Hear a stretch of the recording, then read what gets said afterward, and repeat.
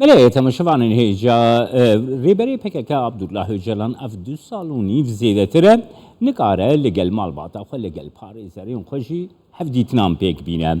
اف یکیش عالی وزارت دادی یا ترکیه و بوی و تگریدان کوگلک جاران سزای دیسیپلینی بسر ریبری پکک عبدالله جلان و حاتین دانین و اف یکیش ریگریت که کو هفدیتن لگل ریبری پکک عبدالله جلان كل قرتيخانيا إمرالية بيكرن أمن درباسي أنقرت بن دوان أرباش اندامي لجنيا ريفة بران عفنديا حدب ميواني منه سلاف بوت برز أرباش دسبي كده تخوازم بزنه بمد دما داويدة داخوازي هفديتنان داخوازي هفديتنان لقال عبد الله جلان زيدة تربونه حفسروكين حدب مال باطاوي باريزرين وي حتى سلاخالدین دمیرتاجی داخوازا هفدیتنی لگل اوجلان کریه گلون هیوی دکن کو ارینیک جه آلی وزارتا دادی و بیکرن بریزرتاش؟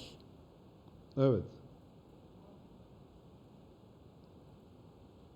Şimdiye kadar hatta naha hevserokin partiya me o du parlamenter me maha jotme daxwaza hevdîtinê kiribûn. Nahaj parlamenterin meser hev seril dedin. Her davi ji hev seroke me bere brez Selahattin Demirtaş'ı serledan kir le hatta naha me berseveke ereni wer ne girti. Ya rastya vekum ereni yan neyni tu bersev nahatiye dayım. دوهی هفسروکن هدف دست نشان کرن کو تو برسف جوار نهاتیه نه ارینی نه جی نیینی جبو چه وزارت دادی حلوستکی وسا نشان دل گورا بحوریات.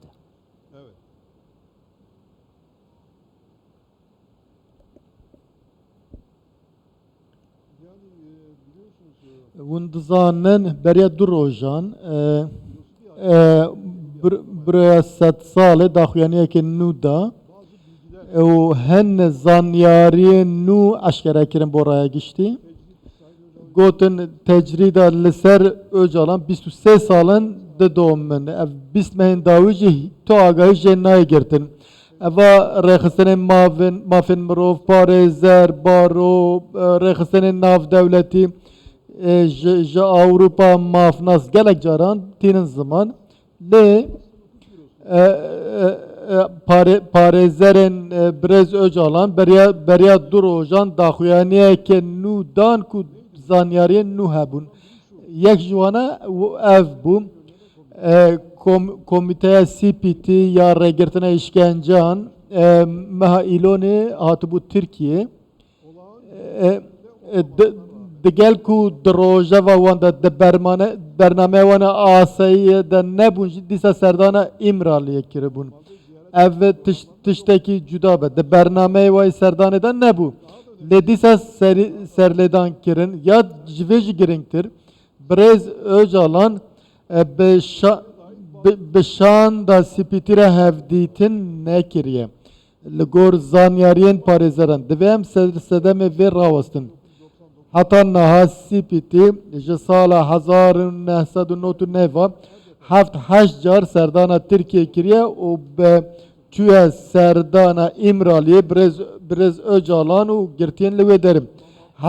Birêz Erbaş rêgirî kirina hevdîtinan li gel Öcalan gelo ji atmosfera siyasî ya Tirkiye derdikeve yan jî yani hukukiye ev biryara gorî rêgirî kirina hevdîtinan li gel Öcalan tê kirin. Ez vê tamam bikim ez dîsa bêjim. Ev divan daxuyaniyê de zanyariyên nû ne. Em li bendênek wezîrê dadê daxuyanî bide.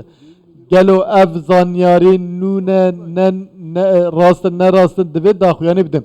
Lê 20 mehin parêzer nikarin biçin Birêz Öcalan. Lê ez dikarim tenê nimûneyekî nû li ser tecrîdê bim. Li Tirkiye îro parlamento komisyona mafên mirov heye. Ev komisyona zindaniya mafên mirov serdana hemû zindanan dikin lê nikarin serdana İmraliyê bikin. ev parlamenterin ku de komisyonundan hatana kes Bele. wana nekariye serdana imraliye bikin. İmralı jibo çavderiya parlamentoyu girtiye. Bele, Evlerin bele, gelek numuneyi nu bidim.